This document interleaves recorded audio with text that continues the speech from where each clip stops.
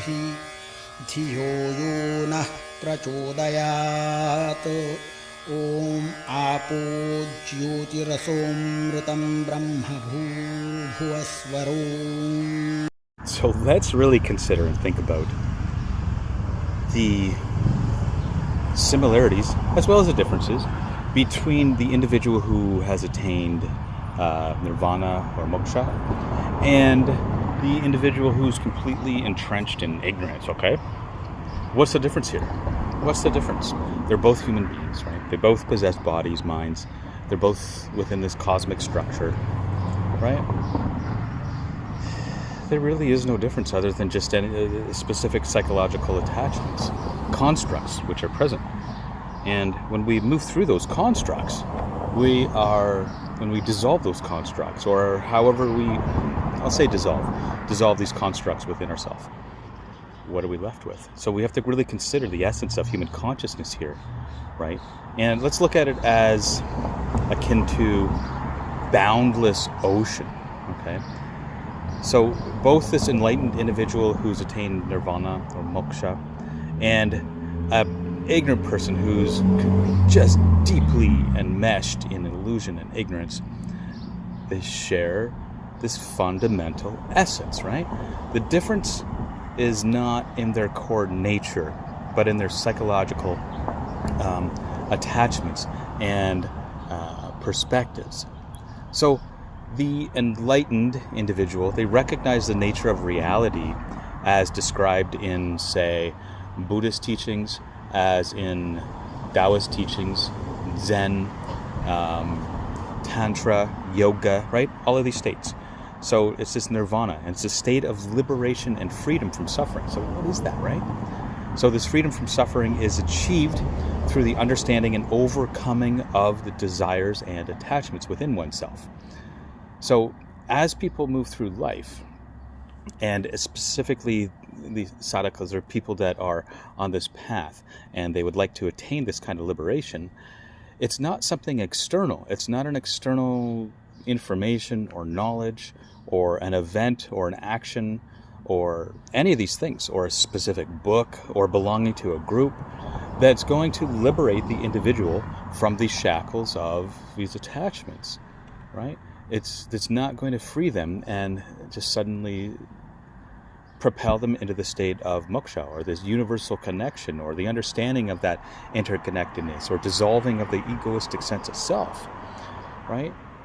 It's not something external. We look at individuals who have attained this, and they have less, most of the time, less objects, less belongings, less desires, less of all of these things, right? So, and they've attained this state of liberation. So this kind of state is marked by the cessation of what we call dukkha, or suffering. And it's the realization of anatta, or this non-self, and anicca, or this impermanence. So the enlightened individual, they see through the illusions created by the mind and understand that thoughts and emotions and these sensations are transient and they don't constitute the true self. This doesn't mean that they ignore them as if they're not real things that are occurring. It's just that they understand the sense of self is not they are not these emotions and sensations, right?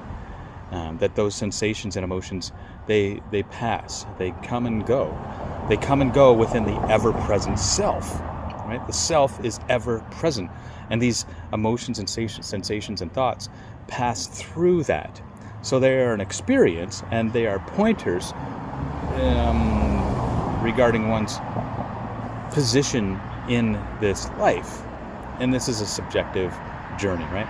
So in contrast here, the ignorant person, they're entangled in this web of samsara. So it's the cycle of birth, death, rebirth. And this is something that can happen within these cycles within our own life. Meaning, like, the birth of an emotion, the subsiding or death of that emotional state, and then the rebirth of that same emotional state can happen, right? And this is driven by karma, or actions, as well as these kleshas. These are these afflictive emotional states.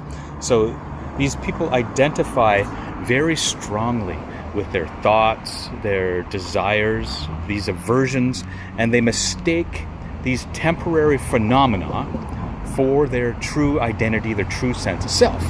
And this isn't something that's purposely done. They don't say, I'm going to mistake my sense of identity and my sense of self for these emotional states. It's just that's what's happened within their life.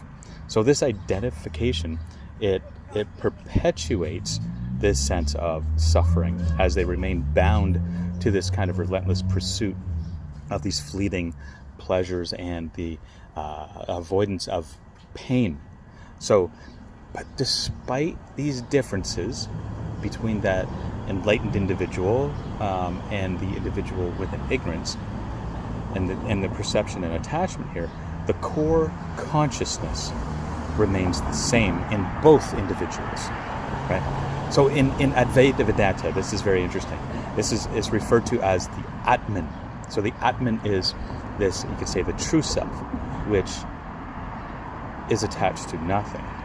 It's identical to this Brahma, the ultimate reality, and not in a dogmatic fashion, but the ultimate reality of Brahma, meaning the totality of all things and no things, all things known and unknown, existence and non-existence, or existence itself combined together, right? This is this unchanging, pure consciousness itself. This is akin to the calm depths of the ocean, which is unaffected by all the surface storms. So there's this research into mindfulness and meditation that provides this kind of evidence supporting these kinds of spiritual insights. So there's a lot of studies that show that practices that are aimed at attachment, like mindfulness meditation, mantra meditation, different yogic practices, pranayama, so they can lead to significant changes in brain functions and structure here. Like, this is really important stuff. So these changes include like reduced activity in the default mode network, or DMN. So this is associated with this self-referential thinking and rumination, both of these things. So these enlightened individuals, through this kind of sustained practice, they exhibit a kind of a deactivation of that DMN, and this correlates with a diminished sense of ego and a greater present moment awareness here. Like in addition to this, there's a lot of psychological theories, like with Maslow's hierarchy of needs, for example, right? Like, we all understand what that is. We've heard about that quite a bit. It suggests that this kind of self-actualization, it's a state that's akin to enlightenment here, is characterized by the transcendence of ego and the realization of one's full, you could say, potential, right? That's, I think, a pointer to what this means. So this state involves a shift in perspective, seeing beyond these self-imposed limitations and embrace this more holistic view of existence itself. But like, ultimately, the distinction between the enlightened and the ignorant is a matter of psychological attachments and awareness here. So the enlightened individual perceives the world without the distortions of these desires and fears, and they experience reality directly, right? Meaning they don't allow the object of their desire to interfere with the perception of that object itself. So the ignorant person, they remain ensnared by these psychological constructs, which really act to obscure their true nature here. So while the surface expressions of the consciousness may differ between these people, the underlying essence is the same. It's no different. It's the same thing. Not just identical, but it's the same. The awareness and consciousness which exists, awareness itself, that unadulterated awareness for the sake of awareness, consciousness for the sake of consciousness itself. Not to be conscious of something and attach an opinion to it, but the awareness itself is the same awareness which is in the enlightened Buddha and you. There's no difference at all. It's just these psychological attachments and desires which distort that into thinking there's something different. So they're of the same fundamental consciousness, right? With the primary difference being the degree of attachment to that transient phenomenon. So this kind of understanding, it fosters this sense of compassion and empathy. And we recognize that all individuals, regardless of, we could say, a level of awareness, share the same intrinsic nature. Hope this helps. Namaskar. Have a wonderful day, everybody. Bye.